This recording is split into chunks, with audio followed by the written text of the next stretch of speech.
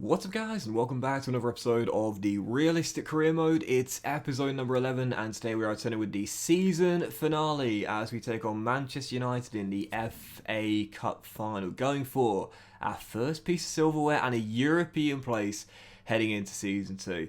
Now, of course, I have had one of the luckiest cup runs I've ever had, if not the luckiest cup run I've ever had, playing FIFA Career Mode before. As we know, every single round, from the third round where we entered, up to the quarterfinals, we had a championship side.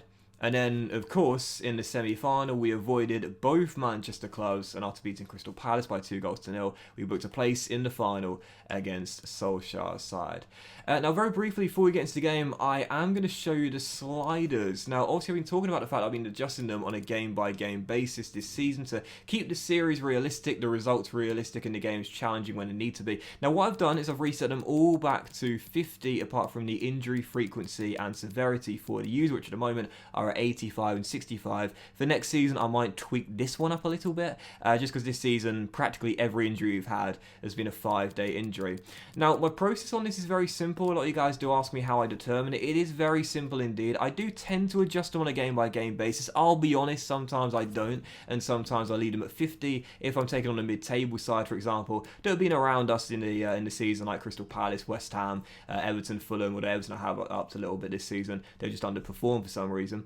But basically, it's very, very simple. But as we're taking on a big team here, Manchester United, just look at the league table and think, right, what are their strengths here? Well, as you can see, straight off the bat, 78 goals scored in 38 games, makes them the highest scoring team in the Premier League. They've also got the third best defensive record in the division. They finished second place this year, runners up, 1 point behind Manchester City. So naturally, of course, if they're the top scorers in the division, you think they're probably going to be pretty lethal in front of goal, right? And therefore, we reduce the shot area. We don't need to go too far down. Even just a minor decrease or increase does have a noteworthy change. And again, you know, do they pass the ball around pretty nicely? Well, depending on how well they've been playing, sometimes you have to gauge that based on the games you play, but you could possibly duck that down a little bit so their passes are more accurate, the shots are more powerful on our goal, for example. And again, third best defensive record in the division probably means De Gea is in good form right now, so his ability is probably going to be increased, as is the marking of their AI defenders as well. And I might possibly give them a slight pace increase, because obviously we've got some slow centre-backs in Ben Mee and James Tarkowski. We're not like really slow, but still,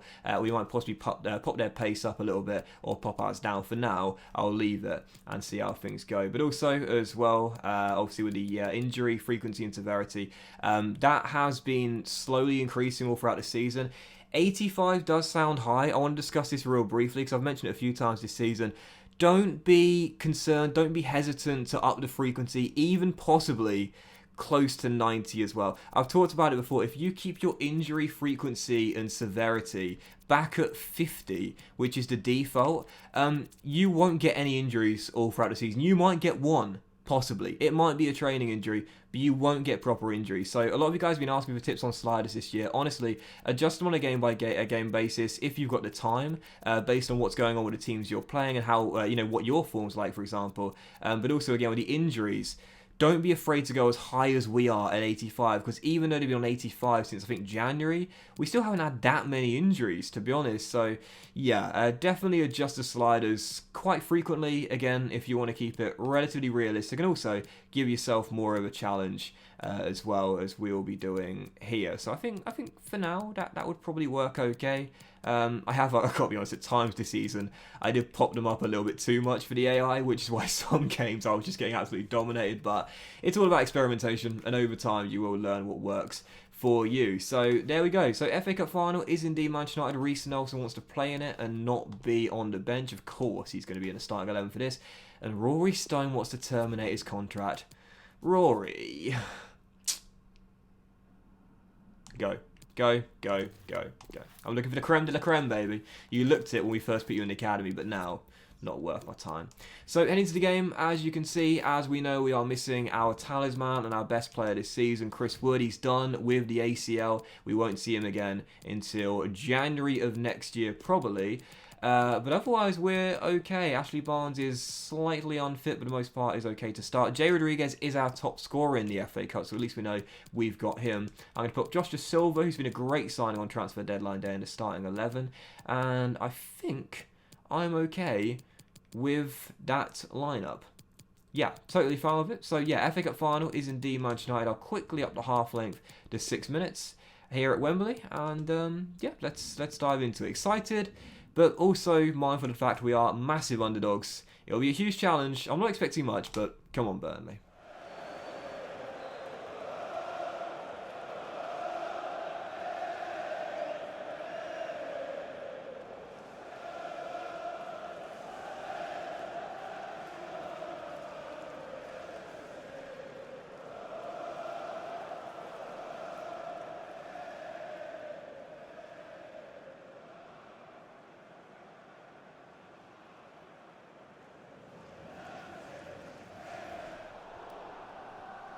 8 minutes in, still tied at 0-0. Oh God, no!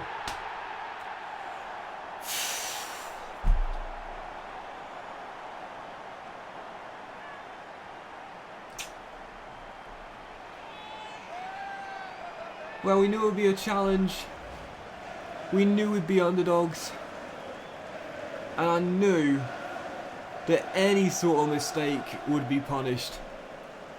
Nick Pope, one of our players of the season, is not at fault for this, but it's yours truly. Passing out from the back, normally I'm fine with. But every now and then you make the error and you pay the price. Lautaro Martinez, one of the easiest goals of his career, gives the Red Devils an early lead. 9 minutes in. That's not sliders. That's not us being the weaker team. That's just a glaring error.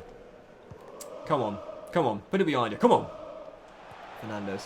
Oh, brilliant. Absolutely brilliant. And Pope bails me out and keeps us still trailing by 1. Brilliant dribbling from the Portuguese playmaker, but that's a big stop by Pope. And actually, that could be a great ball through to Rodriguez, but De Gea read it perfectly and was quick off his line. Excellent save by Nick Pope. Great awareness from De Gea. Still 1-0, but positive, getting closer to that Manchester United penalty area.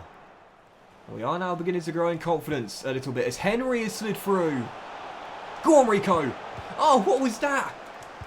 Yes! Ashley Barnes levels it. Final game for the club before he joined Sheffield United. What a way to bow out. Burnley back on level terms. And will certainly take the helping hand. Rico Henry scuffed it completely. Maguire's clearance straight to Josh Brownhill. And the awareness from our midfielder to nod it on and find Barnes at the back stick with the finish. Goodness gracious me, I am relieved. Manchester United 1, Burnley 1. Well, oh well. Back on level terms as Rashford is tackled by Jack Stacey, and this time taking no chances, keeping it on the deck, but looping it up in the air as we get the ball clear. And, you know, I tell you what, after weathering in a very early storm, and despite going a goal down, we certainly have responded well here. Ashley Barnes! Oh! Rodriguez made the right run, but the pass wasn't accurate enough. 5 minutes to go in the first half. I tell you what, momentum has changed completely. Oh, that is a cracking ball. That is a cracking ball to Berardi. And Ben Mee is not a quick centre-half. He's got a lot of ground to make up. And Fernandes, right before the half-time whistle, gives the Red Devils their second goal of the game and restores the lead. What a ball out to Domenico Berardi. And that's the problem when you play a high defensive line. Your centre-backs aren't very quick. Once they're in behind, good luck catching up. Ball across, through the legs of me, and the Portuguese playmaker who always scores against me does it once again. What a gutting way to end the first half with virtually the final kick. Did so well to go back on level terms, make amends, change momentum, and then a gut punch right before the break.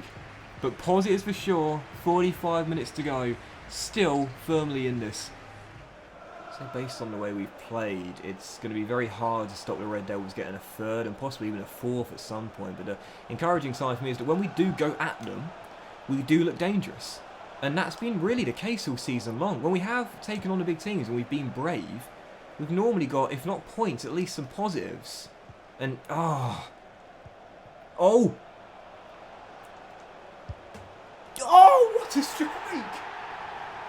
Do the celebration again! Just right on cue. Barnes is second of the game. And I'm starting to regret selling into the Blades. Great through ball by Rodriguez. And our top scorer turns provider for our second equaliser of the game. The Burnley team ain't giving up.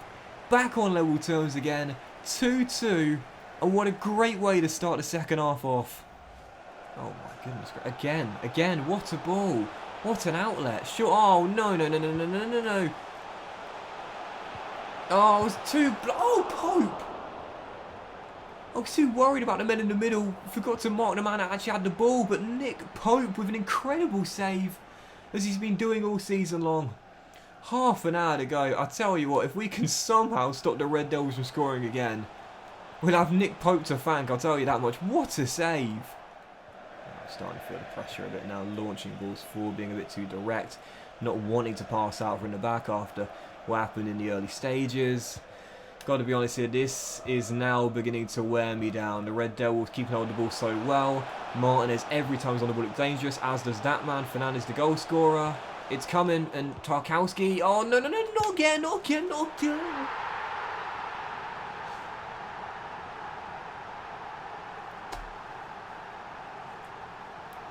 The irony of that is I was trying to lob pass it and launch it. But it was coming. That was supposed to be a lob pass that I just never got off the ground with the X button instead. Brozovic with the goal twice. Playing out from the back has come back to haunt me. But you know what? We've come back from a goal down twice. Why not a third time? It's far from over, and you know those late goals are coming. We'll keep pushing. And literally right from kick-off. Yes!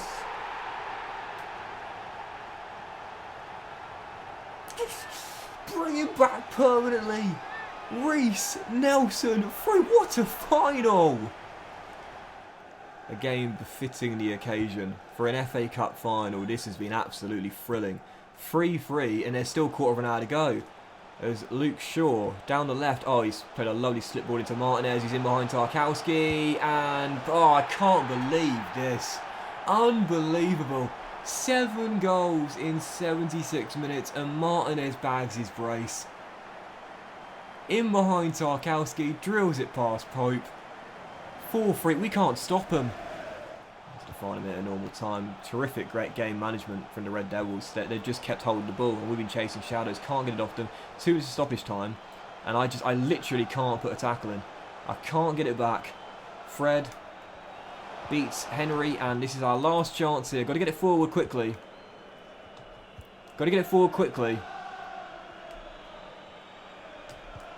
Is he on?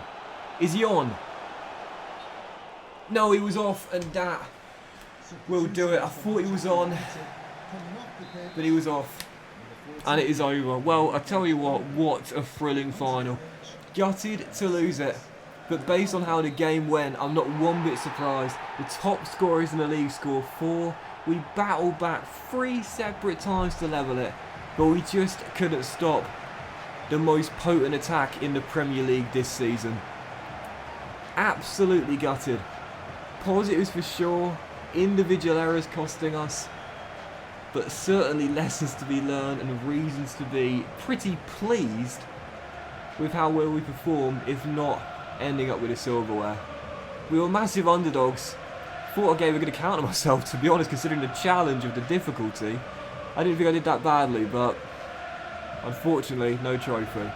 To be honest, I'm not too disappointed with how this game panned out and finished up as well. Yes, we lost. Yes, we were runners-up. But for the most part, whilst the Red Devils, I would say, were the better team, we matched up with them really well. I didn't think it was one-sided at all, and the scoreline reflected on that. And when you're taking on the top scorers, of course you're going to struggle to defend. The only frustrating thing for me was that I gifted them 2 really cheap goals when trying to play out from the back. Had I not done that, maybe things would have been different, but I guess we'll never know. Either way, to be fair, for the difficulty of that game, I don't know whether you guys could tell how difficult it was for me based on the way you heard me talking there, but it genuinely was a very challenging game, as the big games have been this season against the bigger teams. Martinez, man of the match for me. He was so hard to stop the 2 goals he scored, but also Fernandes as well. He got a goal, but was always on that ball and looking dangerous in the whole game. But Barnes, to be fair, in his final game for the club, absolutely superb performance, filling in for Chris Wood. 2 goals and the assist for Nelson's as well.